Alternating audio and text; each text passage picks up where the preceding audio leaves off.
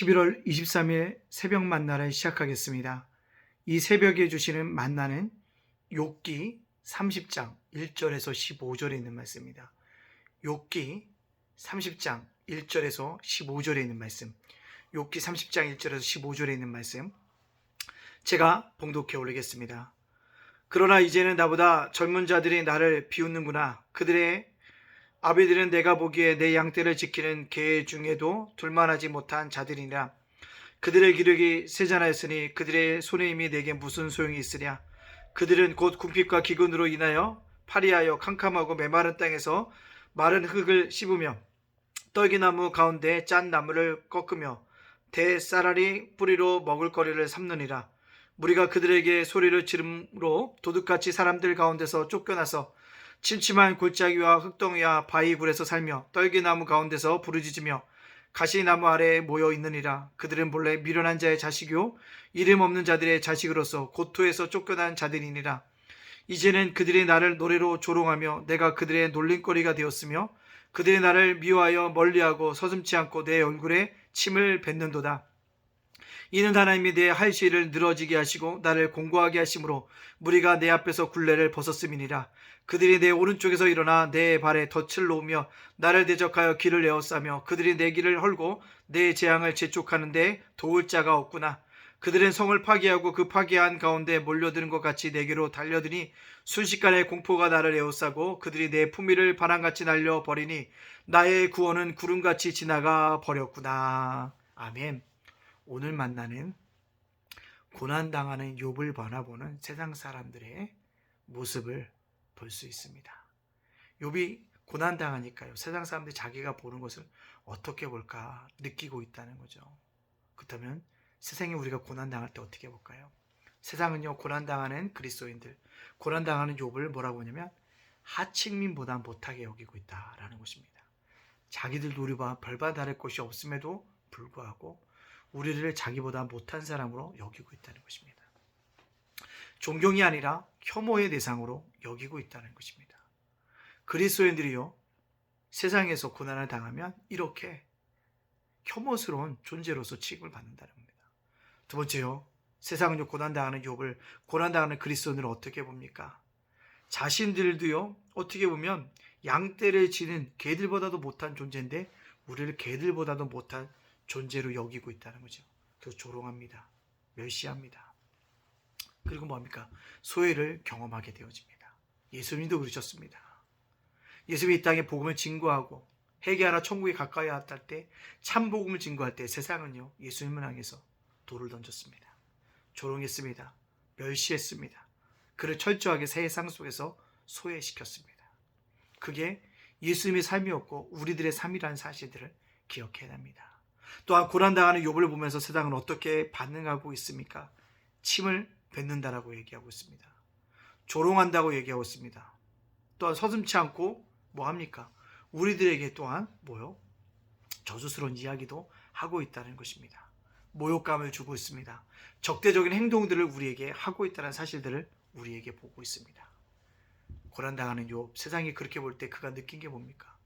공포였다는 거예요. 무서웠다는 거죠. 세상에 다 나를 미워하고 나를 조롱하고 나를 놀림거리로 생각했을 때 얼마나 무섭겠습니까? 욥은 그 현장 속에 서 있다는 사실입니다. 철저한 소외를 경험하고 있다는 것입니다.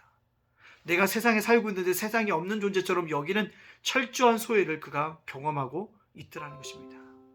사랑하는 성도님들, 이것이 세상이고 이것이 인생이라는 것입니다. 이런 세상 속에, 인생 속에 우리가 그리스도인들이 어떻게 살아가야 될까요? 한 가지입니다. 핍박을 견디는 믿음으로 살아가야 합니다. 핍박을 견디는 믿음으로 살아야 돼요. 첫 번째, 견뎌야 한다는 거죠. 견딘다는 게 무엇입니까? 내 영혼을 하나님께 맡기는 겁니다. 하나님, 나의 영혼을 인도하여 주시옵소서. 그럴 때 하나님의 놀라운 은혜와 축복이 우리 삶 속에 나타나게 되어줄 줄로 믿습니다. 두 번째 뭐요? 핍박을 견디는 믿음으로 살아야 돼요. 믿음으로 살아야 돼요. 믿음이라는 게 무엇입니까? 하나님이 이 핍박도 감당케 하실 힘을 주실 것을 믿고 나가는 겁니다. 감당케 하실 거야. 어쨌거나 인도하여 주실 거야. 그런 믿음으로 나가야 한다는 사실입니다. 또 뭐예요? 살아가야 합니다. 삶입니다. 묵묵히 오늘 나에게 걸어진 그 길을 걸어갑시다. 여러분, 주님은요, 평안한 가운데서 우리에게 부르시고 계십니다. 여러분 혹시 너무 평안하십니까? 그렇다면 반드시 그곳에 문제가 있습니다. 주님을 찾으십시오. 어렵습니까? 그곳에 분명히 하나님이 우리를 더 도와주시기 위해서 준비하고 계시는 순간이라는 것입니다. 사랑하는 성도 여러분들, 오늘도 우리를 핍박하는 가운데 핍박을 견디는 믿음으로 살아가기 원합니다. 세상은요, 고단당하는 우리를 결코 쉽게 용납하지 않는다는 사실을 꼭 깨닫고 오늘도 주님과 함께 믿음의 길 걸어가는 우리 예단교회 성도님들 되어주시기를 간절히 소원합니다. 추수감사주일이었고요, 감사했습니다. 정말 많은 성도님들이 오셨습니다.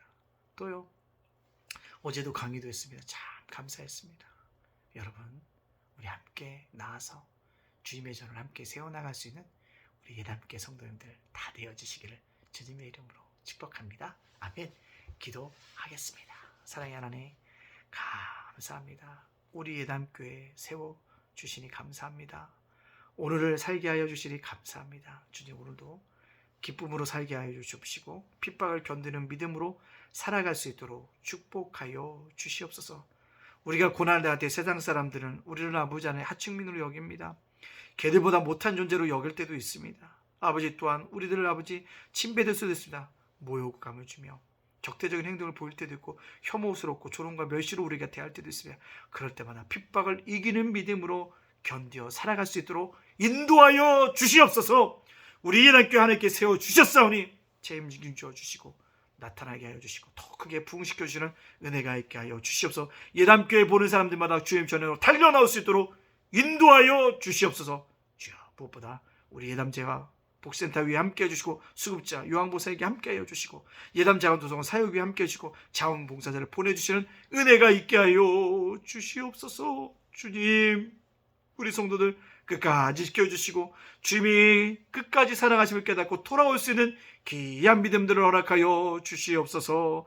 우리 사랑하는 성도들을 붙잡아 주시고 건강 지켜주시고 자녀들도 날마다 함께하여 주시옵소서. 질병 중에서 다 나음을 받을 수 있도록 인도하여 주시옵소서. 모든 영광 주님께 돌리오며 예수님의 이름으로 축복하며 기도합나이다. 아멘.